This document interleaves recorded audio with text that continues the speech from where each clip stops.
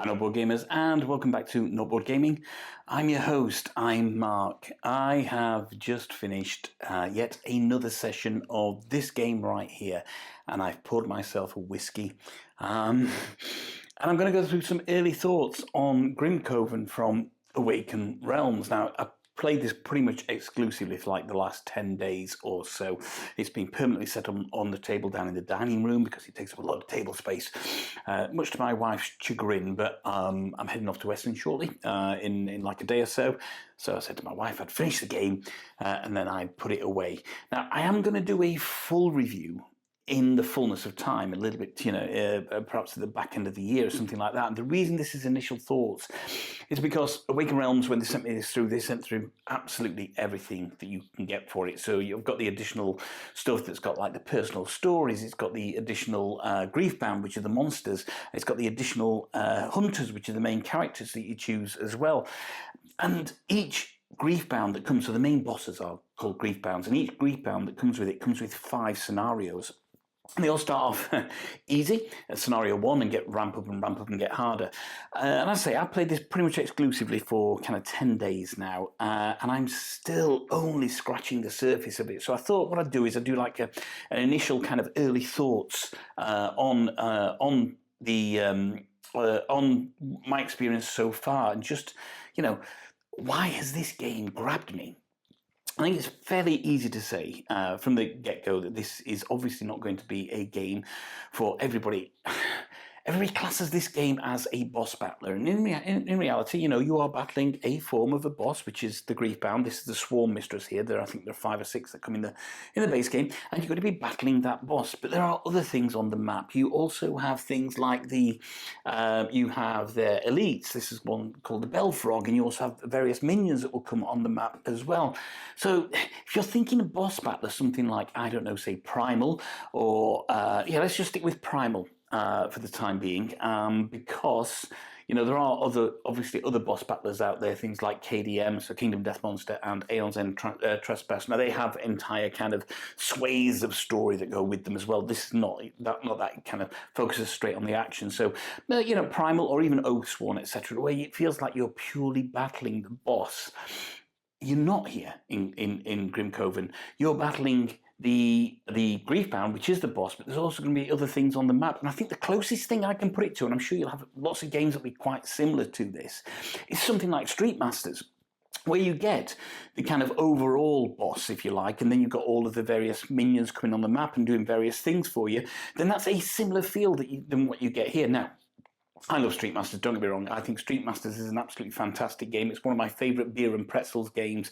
But I will say one of the things in Street Masters is that there's a little bit of lack of personality between the characters that you choose and sometimes the bosses that you play, etc. Now, Grimcoven absolutely has personality right through it. Every boss plays very, very differently, and I'll talk about that in a second. And also, every hunter that you do, here we've got the mannequin, plays completely uniquely, and I think that is, it does give an absolute feel of the game that you'll start to potentially gravitate towards certain hunters, or you will choose combinations of hunters that you think will work better for the boss, and the only way that you'll know that is by playing the game more and more. So it does have a lot of personality, but it's not a boss battler in the Oathsworn or Primal sense of kind of how you think about that. It's a boss brawler, I don't know, is that a term? I have absolutely no idea. Where you've got multiple things on the map, the environment itself, you've got the enemies, you've got the minions, you've got the elites, and you've got the boss, and then various things that go on there. It kind of makes it just not a true boss battler, and I think it works in its favour for that, because if it was just a boss on its own, the maps would be too big. You'd have to kind of redesign all the kind of mechanisms in the game. Now, it does work very well with those minions and with the elites, and all of them can be equally as annoying as kind of anything else. But I think the key thing goes back to what I said. The game smacks of personality when it comes to the independent hunters that you're using, and the Griefbound, the main boss, and the elites, and less of the minions, and the elites as well, but mainly the Griefbound and the hunters that you're using all have wildly different playstyles, all have wildly different ways that they're going to act and react in the game. And that does help keep it fresh, and that's one of the reasons it's been exclusively on the table for me, is that I've been trying out various combinations. Various Griefbound with various hunters, etc., and just seeing kind of what fits and what doesn't. And that personality is coming through a lot, certainly in the hunters. Yes, it comes through in the Griefbound, but more so in the hunters that you're using yourself. Now, that can also lead to other things as well. One of those things is that you will, as a gamer, get the more out of this game, the more you understand how each hunter works and how they interface with each other and how they evolve what they're doing to try and get them strong enough so they can take down the Griefbound at the correct time. So your early games are probably going to be kind of pulling levers and finding who does what. Some of them are more complex to operate than others, and even the ones that are relatively straightforward to operate, you've still got to understand the strategy you've got to employ and how that interfaces with the other hunter that you're using or hunters that you're using, and also the Griefbound themselves. Gameplay itself is ostensibly dice placement, so you're going to be given a number of dice at the beginning of the game. They're dictated to by your starting equipment. That will generally be armor and a weapon. The mannequin operates ever so slightly differently, but there will be a armor and a weapon. They will have some dice icons on there that will dictate what your starting colours of dice are. And there is in here, it tells you on the kind of help cards that you've got here, it tells you what coloured dice have what particular symbols. So some may be more combat based, others may be more defense based, some may be movement based, and others may be kind of stuff that helps you get rid of status tokens. So you're going to get these dice, and throughout the game you're going to kind of roll these dice at the beginning of your round and place them on the board, on your board, and on the cards that you've got, because more or less every card has a dice slot on there, and that will then that will then dictate what your action is going to be. And you're going to take 2 actions per turn, basically, and you keep doing that, swapping between the hunters until everybody's taking their turn. Then it moves into the kind of the enemy phase there. Of course, there are ways to get more of these cards, so that's cards like this, more of these cards and more dice as the game progresses. As you go around the map and as you kill bad guys, you're going to collect something called Lament, which is these kind of little fire tokens here. These are from the acrylic. These aren't the tokens that you get in the cardboard ones. These are the acrylic ones. And you're going to get some of these Lament tokens. You get to kind of spend them to increase the corruption on your corruption track. There's little unlock things there on the corruption track, and what happens is when you reach one of those unlocks, what you can do is spend Lament, and you're going to draw 2 evolution cards, and you get to choose one of those cards to keep.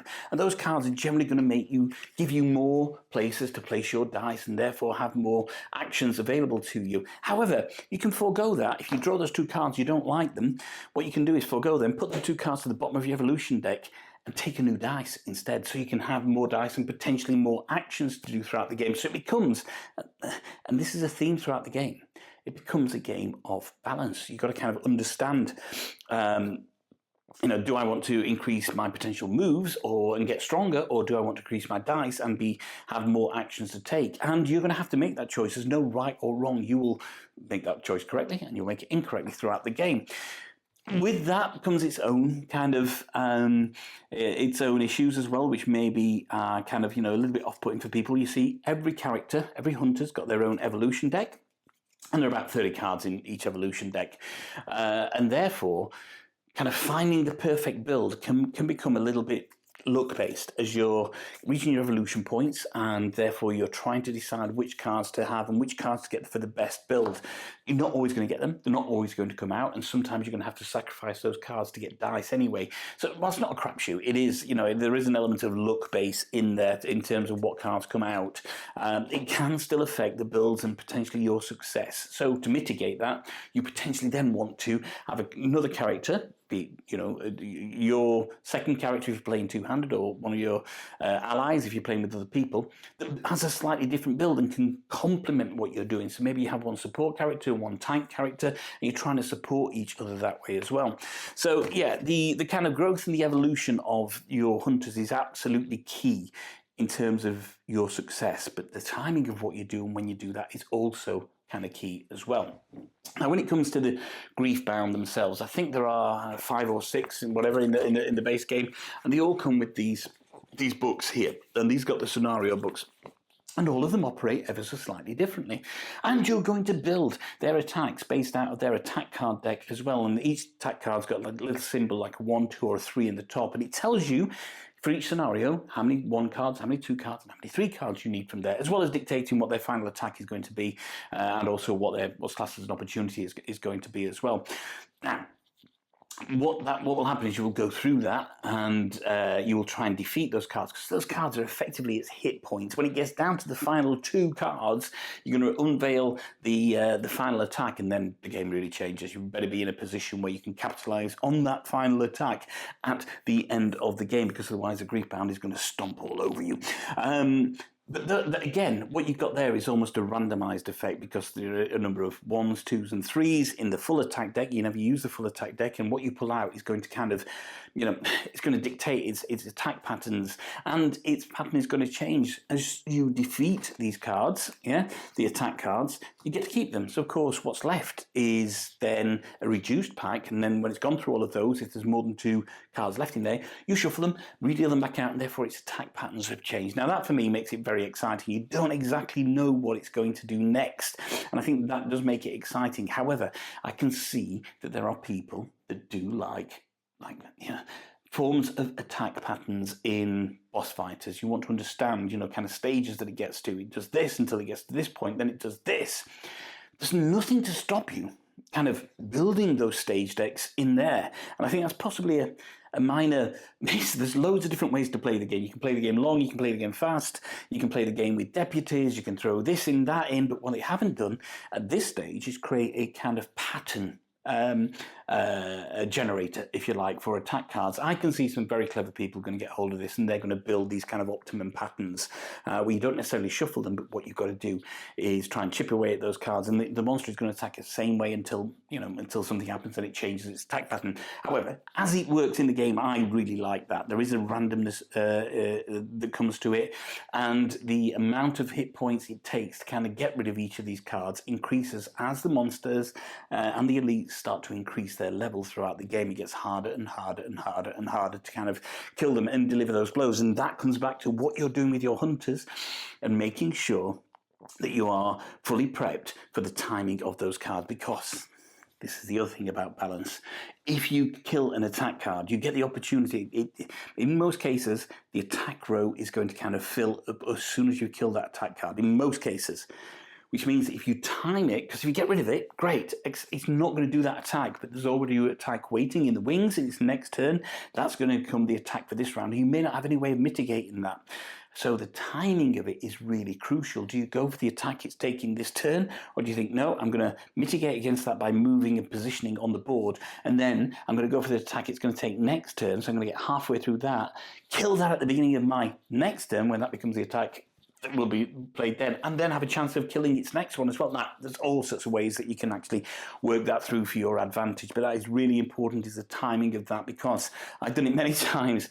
I've gone, yes, I've committed myself to killing the attack, landing the killing blow on the attack at the end of my turn, and then I'm like, sugar. Right, because there's a roll that can happen, and sometimes on that roll you don't refill the attack deck, but most times you're going to do it. You may get some other benefits, but most times you're going to do it, and therefore you're going to get hit with attack that you may not have planned for as well. Now, I think when this went through the prototype stage, when reviewers had it, there was some concern about the efficacy of the minions and the elites as well. If you concentrate on them, does killing the Griefbound then become kind of easier?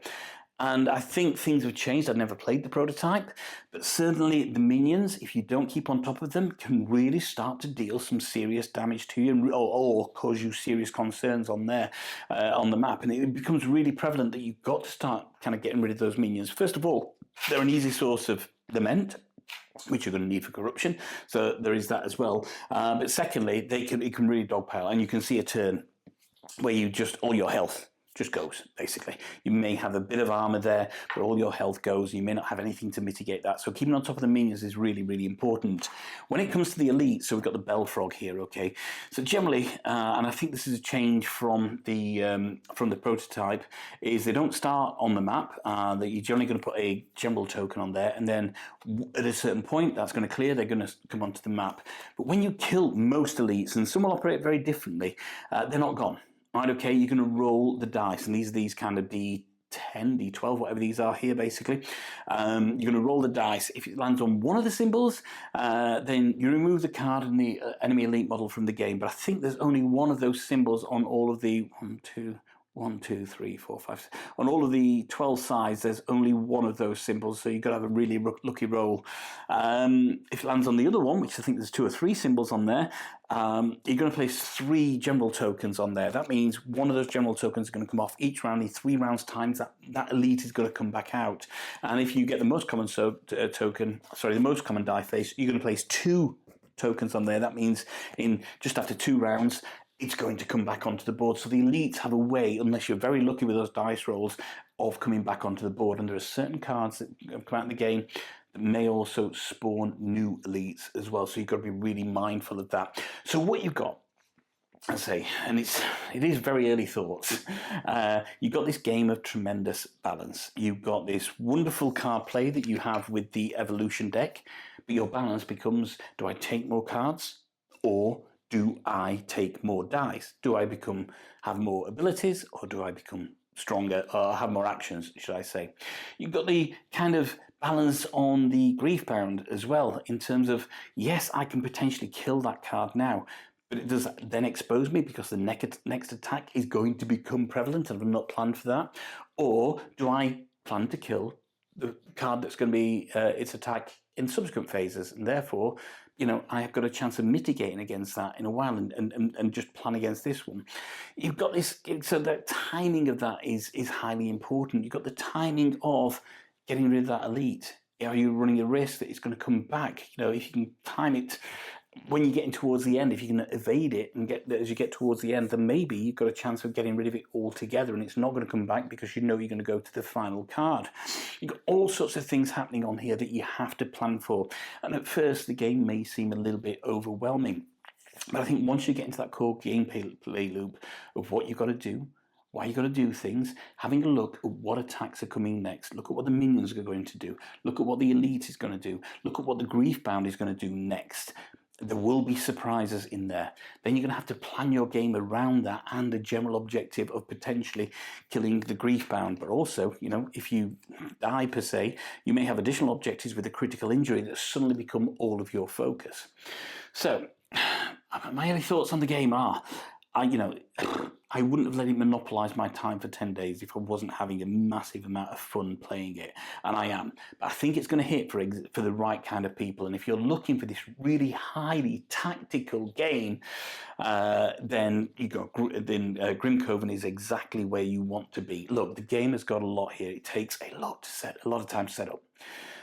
You can't get around that. And even switching between games, okay, when you're switching between fighting one Griefbound on one game, and then you want to set up another game and maybe do different characters and different Griefbound, it's a lot. The storage system in kind of the minis version I've got it's not great. It's not great. And certainly when you add all the boxes of the various stuff, which I'm really happy to have, then, you're going to have to, if you've got everything, you're going to have to figure out a way of storing things. For example, if you sleeve your cards, they won't fit in the base game. Absolutely won't fit in the base game box. If you've got the Awaken Realms sleeves that came with it, they've got their own tray, and they will fit in there, but that tray will not fit in the base game box. Things like, on some of the stuff as well, in terms of the production quality, I think it's utterly fantastic, and the acrylic tokens in the main are great, apart from when you get to your status tokens. And your status tokens look like sweets. The orange one is burned, the purple one is cursed, the yellow one is stun. Everything else looks really, really kind of evocative, and I just think that, even things like the kind of, say, the lament tokens or the bullets that the gunslinger uses, such as these things, I don't think that's going to show up, the bullets that the gunslinger uses, etc., the armor or defense tokens that you get, they all look great. Then you get down to these status tokens, and you've got the purple, orange, and yellow sweeties. They're so brightly coloured, and they just go against everything else in the game, which is this grim, dark fantasy game. You know, you don't need the acrylic set. If you've got the tokens with it, you're absolutely fine with what you're doing on that. If you're looking at things like terrain as well, now the terrain adds so much visual presence on here. But again, you would work perfectly fine if you've got the standees, or you haven't got the terrain set and you've just got the cardboard standees. That would work perfectly fine. There's additional bad guys. There's additional heroes. There's the kind of personal stories, if you like. You know, these are here. These are all the bloody Griefbound cards that come with the game. I say there's 5 for each of the bad guys. There's all the books that come with it. You got all the map tiles as well that go on here, and there's no effective way of storing them. In the base game, there's no effective way of storing them, and you're going to have to split it up over multiple boxes, which, if you don't like that, is going to cause you some problems because these big Griefbound minis take up a lot of space. So bear that in mind. If you've got a lot going on, if you've got a lot of stuff from it, you're going to have a lot of boxes. The game takes a lot of time to set up. Not so much time to put down because you know where things are going, but it does take a lot of time to set up because you've got individual decks that you're going to have to sort, etc. And I'm constantly lifting the base game on the table, off the table, on the table, off the table. I've got a big old table here, kind of 5.5 foot by maybe 2.5 foot, 3 foot, something like that. I don't know. And I've got 2 hero set up. I've got everything set up, including the mats. The mats are unnecessarily fantastic. I wouldn't play without them. But you don't need them. They take up more space than what is potentially needed. But they're amazing. I love them. But it practically takes up the entire table. I could probably fit... I could, on the end, maybe fit 2 more players on here, but it would be a real kind of real stretch to do that. So no, it takes up a lot of table space. It takes up a lot of time because you've got to find these individual map tiles and then find everything that goes with that, set up all the decks, set up all the individual decks, choose this, choose that. A lot of time to set up. And a game can run long, maybe 2 hours plus for... And I'm playing two characters. I've not even tried the true solo, which is the deputy mode yet, or any other kind of variations you can do. So it takes a lot of time to set up. But once you're playing it, you've got the long game, which is going to take a minimum, I'd say, of 2 hours if you survive. The chances are in your first few games you're going to die. It's not going to last that long. And one other thing, which is kind of annoying for me as well, is that, as I say, each of the hunters highly asymmetrical, and how you find out how they operate. And you don't necessarily need to refer to it all the time. It's just nice to know how you find out how they operate is in the rulebook. There's no individual cards which tell you exactly how each hunter operates. Now, that is annoying when if you're going to be playing with people who haven't played it, or you haven't played it for a while, or you're trying a different combination, and you just want to know some of the more complex ones. For example, the Death Jester, which is here. Once you get to grips with it, it's fine, but it comes with a deck of fake cards that you end up drawing and working from that. The mannequin has these special cards which are either arms or strings, and other players can pull strings to operate the mannequin. Again, they all operate ever so slightly differently. It would be nice to have an overall face card for each of the hunters, just to say, hey, these are the key points in how it works, just a cheat sheet, but you don't. You have to go into the rule book, and if you've got new players here, everybody's going to be going into that rule book to look at those. Talking about the rule book, not bad at all. Not bad. It's not... Oh, God. Yeah, it's not a bad rule book. I think things could have been explained a little bit better. You will work stuff out as you play the game. But some of the stuff potentially needs just a little bit more thought in there. And I'm sure, you know, as people... I say, it maybe took me a couple of games to get all of it down pat, and I think I've got more or less all of it down pat now. And the first game was a little bit of referring here and there and what have you. I'm kind of God knows how many games into it now, 10 games into it, something like that. And I've got the rules down pretty much, but I still occasionally just like, just want to double check on that. So, you know, the rule book is, it's okay, but I'm sure that it's only going to take you a game or so. I don't think teaching the game is going to be that hard, because the game is not that complex to learn. It's learning how you strategize each character that's going to be kind of the more difficult thing there. So just bear that in mind. Once you've done that, once you've cracked that code, once you've got the game out, you spend the time putting it out, if you're looking for a really, really well-designed tactical combat game, where the growth of your character is as important as the boss that you're fighting. Understanding how your character works is really, really, really important. If you're looking for that kind of game, I say it wouldn't have spent 10 days on my table. It wouldn't have been the only thing I played for 10 days if I really didn't like it this much, and I'm barely scratching the surface. So yeah, I'm having a look. I think, yeah, I think it's amazing. I think for the right people and the right group of people, you're going to absolutely bloody love it. And I think that, calling it a boss battler on its own, slight misnomer, but it is a tactical, kind of tactical skirmish combat game, if you like, boss brawler, whatever you want to call it. I am so enamored with this game that when I do put it away, I can't think about, I can only think about, right, maybe I just want to set it up and try a different thing out. It kicks my ass. Frequently and often, kicks my ass. Just be prepared for that. Be prepared for the fact that the storage is not great. The rulebook is, it's okay. There's a lack of some of the information that you may need for the individual characters. Setting it up, tearing it down, setting it up certainly takes a long time. And if you've got kind of everything for it, you're going to need, the back of a semi-truck maybe to store everything in. Whether somebody comes up with a solution or not, I don't know. It takes up a lot of table space, but I bloody adore the game, and I'm barely scratching the surface. I think it'll be a long time before I get to Scenario 5 on all of the Griefbounds, as well as everything that comes with it. So there we go. Early thoughts, as I say, on Grimcoven. There'll be more to come, I think, at the back end of the year once I've explored it more and had more time to spend with it. But this is after maybe 10 games.